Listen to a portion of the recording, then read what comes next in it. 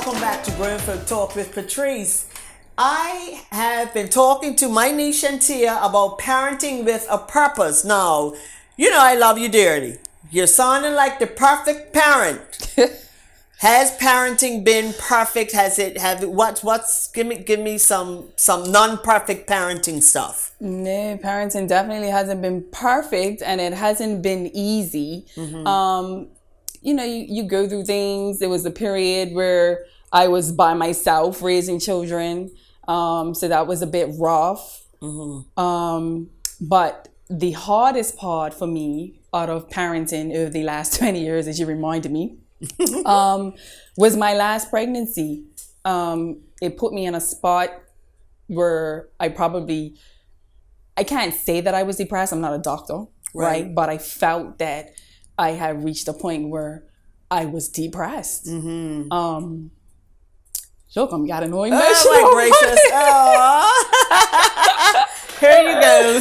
Oh, gosh. Here you go. So, because you were 40 years old. You turned 40 and then had your baby shortly after. 2 weeks after. 2 weeks later, right, yeah. So. And you had a rough pregnancy. It was horrible. Just thinking about it. And I heard, it's funny because I have a coworker who mentioned to me the other day, I'm thinking about having a baby, and she's 40. My whole body shut down, like, please don't do it. I told her, don't do it. Everybody's different, right? But it was a bad pregnancy from start to finish. I'm still dealing with stuff now. Mm-hmm. Love my baby to death, but if I could turn the hands back, woo. Well, no, don't turn the hands back. No, bless her. But it was hard, and at the time, it was right at the start of COVID. Yes, so we went straight into COVID. Mm-hmm. We were stuck inside. I had to have permission to go to doctor's appointments. The regimen people are stopping me. Where are you going, ma'am? And I'm like, I'm just going to the doctor. Right. And it was bad.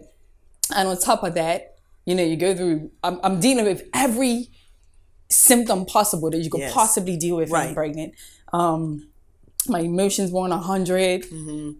I'm still dealing with 2 other children. School's out. We're on Zoom. I can't work because my back's messed up. I still have to get up to cook breakfast, lunch, and dinner. And it because the children were home. It was bad. School. Right. So that was a rough patch, a dark period. It definitely was. And it was, most people went through a whole lot, but being pregnant, your emotions all over the place, and the children and at home and all of that. So that was it was, believe it or not, out of all of these situations with my children, that was probably the worst. Really? It was, and I blame COVID, right? I do. I'll put the blame on COVID, but that was really a dark time for me. So parenting through COVID was hard. Mm-hmm. Because a lot of adjustments had to be made. So how did you adjust to that? I mean, you said it was hard, but what did you have to do with your parenting style during COVID? Did it require more patience? Did it call on more patience for everybody? But definitely. But I think because I was pregnant and the emotions I was feeling, like I would lose it in a second, like just unnecessarily. And my significant other, bless him, he really, really helped me through that spot. So Right. I was able to. Well, thank God. So you had support. Mm-hmm. So parenting, as I said at the beginning of the show, parenting comes with its own set of challenges. Parenting is not easy. So with that being said, parents have to be as organized as possible. Mm-hmm.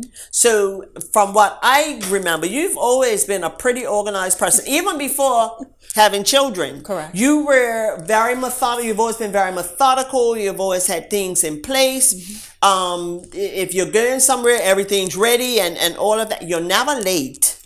No, I thank my job for that.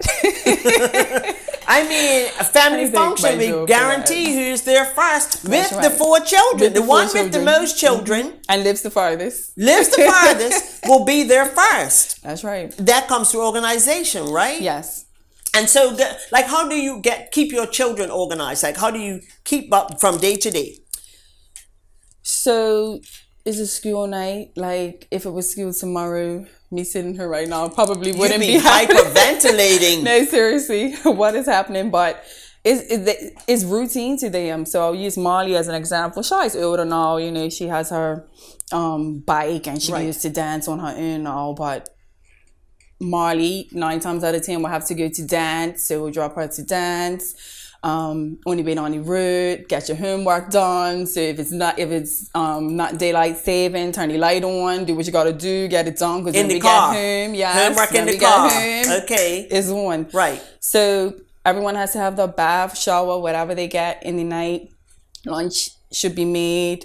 Clothes ironed or pulled out to be ironed. Bags packed. If you have dance, do you have dance tomorrow? This is all the things I say. Right. Is your lunch done? You have your shower? Is your bag packed for dance? All of that. Meanwhile, you're cooking dinner. You still have Zara still needs you to physically do for her. I'm not quite sure. Well, I don't know exactly. That's a different story because Zara is much older than 2. But yeah, you know, she's pretty demanding. Yes. Evenings. Yeah. But her dad helps out a lot. There. Right. Yes. Right. So he helps with whatever needs to be done. But you have to be. If I could put the toothpaste on the toothbrushes that night. Excuse me. So we were on a trip once. And I think at the time you only had, I know you only had Zai and Shai. And we were coming home the next day on an early flight. Mm-hmm. And you did have the toothpaste on the toothbrushes. So the cups of water were lined up in the bathroom, toothbrushes out, toothpaste on the toothbrushes, and they were sitting on top of the water. You said so nothing crawled on them, so nothing was able to get to them. Everybody had their shower clothes or iron clothes laid out. All they literally had to do was run and jump into their clothes. And everything, the snacks for the plane, everything, the bags were all packed. There was nothing left to be done but get up, wash your face, clean your teeth, put your clothes on, out the door. And I remember, I don't know where we had been, somewhere, but I remember coming out of my hotel room and you were outside in the hallway waiting with your children. Organization is key, isn't it? Organization is key for those of us who don't have children. But when you have children, your organization, I think, stops you from screaming at your children for every little thing, for shouting at them, for losing your patience with them because, oh, where's this? Oh, you have dance today? Oh, where's your dance? Oh, it's in the hamper or it's wherever. And so you know ahead of time what's happening, what's going on tomorrow, and this is what has to be done. You have to, I can't say you, I can't speak for other people, but I have to be organized. If not, my life is in a shambles. I could imagine. And it's confusion. And having to deal with 3 children who all have their own things going on. Right. If we don't have some, and it's pretty bad now because since I have turned 40, I've had to put everything in my phone. Yeah, because you can't remember anymore, right? I can't, and I don't even try anymore. So everything has to go in my phone. And so what I admire too about you is that you have all of this stuff going on, but you still find a lot of time to do fun things with your children. It's good balance, I think. Yes, I don't know where I find the time, but or the energy. But for the most part, and anyone who knows me knows wherever you see Shantia, you see her children, right? That's just me. People plan, oh, what party is this weekend that I could go to? Meanwhile, I'm saying, what function is one that I could take the kids to? That has a fun castle. Right? Right. Everybody has their own thing, but that's just me looking for things to do with them. But the challenge I have is trying to find time for each one alone. So that's my biggest challenge. Trying to find time to spend with each one? Alone.